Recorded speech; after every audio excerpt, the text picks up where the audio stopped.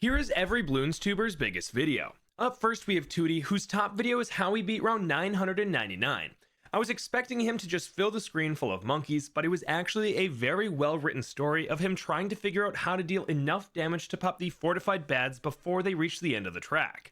Through trial and error and months of trying to beat this round, Tewtiy found the unique solution of microing snowstorms and Legend of the Knights. Overall, very entertaining and had a much better story than I was expecting. Next, we have Isab, and his top video is comparing the VTSG to the normal true sun god. This came out right after Ninja Kiwi added the VTSG to the game, and people were trying to figure out what the "there can only be one monkey" knowledge point meant. In this video, he shows how to get the VTSG, tons of free play rounds with it, and compares it to the normal true sun god as well as other variations of the VTSG. He made a 2-2-1-2 and then a 2-2-2-1 VTSG, but it was hard to truly compare them as the mini sun avatars wouldn't spawn in the same spots every time. But he was one of the first people to cover the VTSG in a YouTube video. Shifting gears, we have Aliens Rock. He doesn't play much Bloons anymore, but back in the day he made this masterpiece. Can Twitch chat beat round 100? He set up a Twitch extension that let chat click on the screen and tell him what tower to place and where to put it down. He started on round 80 with plenty of lives and money, and Twitch chat was off to the races. As you can expect, this was full of trolling and fun reactions, with them eventually popping the bad. Honestly, something I might try in the future. Moving on, we have max level EDOT sending Lich back to the graveyard. This came out shortly after Lich was added to BTD6, and Max showed how he beat the first 4 weeks of Lich. Sort of. We don't talk about week 3. Anyway, he went through the mistakes we all made, like accidentally healing Lich or struggling to pop the chained Moabs.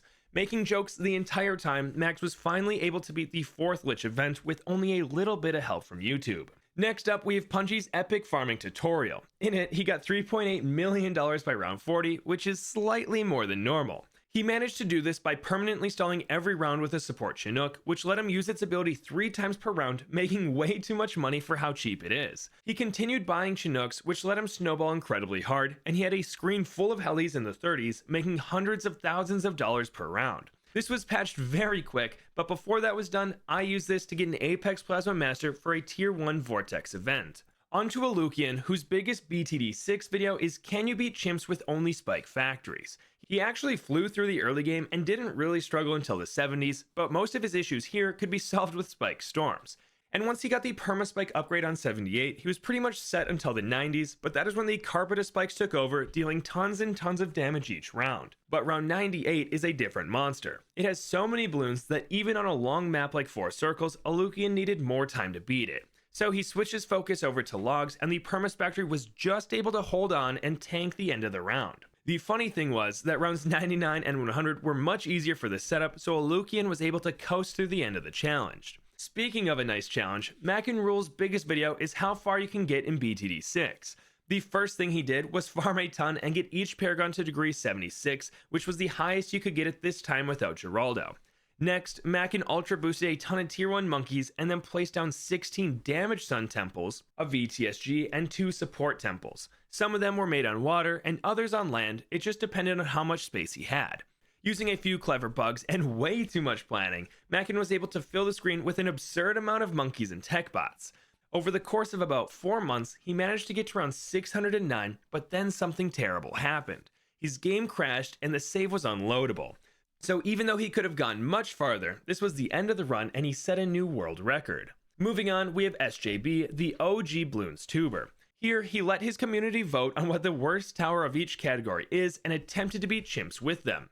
This left him with the Ice Monkey, Mortar, Druid, Engineer, and then he added in ETN. The early game was carried by the Engineer's Sentries and 2 Mortar Monkeys, and then to get some extra Moab damage, SJB threw in some Populous Druids. This let him save all the way up for a Bloon Incineration and eventually an Icicle Impale. This combo did work as the slow kept the blimps in the walls of fire, letting the Bloonsin deal tons of damage. This also made the 90s easier as it stripped the fortified property off the BFBs and lower. Then all SJB had to do was spend the rest of his money on Druids, and the bad was a piece of cake. Next, we have Ruby's video on which tower has the best tier 5 upgrades. In it, he got each tier 5 of a monkey and sent test Bloons their way, seeing which monkey could deal the most damage. There were some pretty funny scenarios, like the Beast Handler and Ninja, but this was a very cool way to test how much damage each monkey would do and not have to manually count up all the pops. Shifting gears, we have Tuber's video on where the cost of the tower is based on how many letters are in the name. This started off exactly how you'd expect as they got an early Banana Central and Paragon, but quickly they decided to go against each other and see who could find the cheaper way to pop round 100. This was an entertaining face-off as they were trying plenty of different tier 5 monkeys, and in the end they were very close to each other in score, spending just over 2k each to pop the bad. Speaking of modding or hacking, we have Boltrix's top video, which is where he took on an infinite money hacker in Bloons TD battles. His opponent had infinite money and was placing tier 4 monkeys at the very start of the game. The only rule they set up beforehand was that the hacker wouldn't rush him right off the bat, as he could just send round 1 ZOMGs and it'd be impossible for Boltrix to defend. But pretty soon, both sides were filled with Sun Temples and Tech Terrors, and they took it super late game where Boltrix came out on top. Up next, we have Bloon with his only 1 tower to beat round 63 video.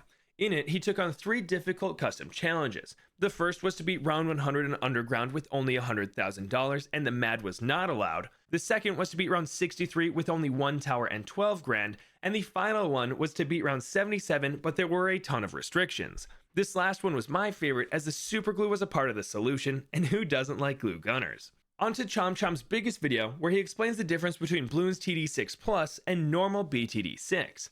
To start, BTD 6 Plus is an Apple Arcade exclusive, so it'll never come to Android or Steam. But it has several save slots, so a family can share this game and have different accounts for each person. On top of this, it's more family friendly, as all the usernames are censored when playing online. And finally, you get way more monkey money per win, and the gameplay is identical with no tweaks or new content. But it's not all sunshine and rainbows. BTD 6 Plus has delayed updates, you can't bring your main account on normal BTD 6 over to BTD 6 Plus, and you can't access the store if you want to buy anything, at least at the time of Chom's video. Speaking of the store, if you want to support the channel, use creator code Hbomb if you purchase anything in BTD 6. It means a lot. Next, we have Ethan Reed's How to Get Every Secret Achievement in BTD 6. This is a complete guide with detailed explanations on how they work, what they award, and the easiest way to unlock them.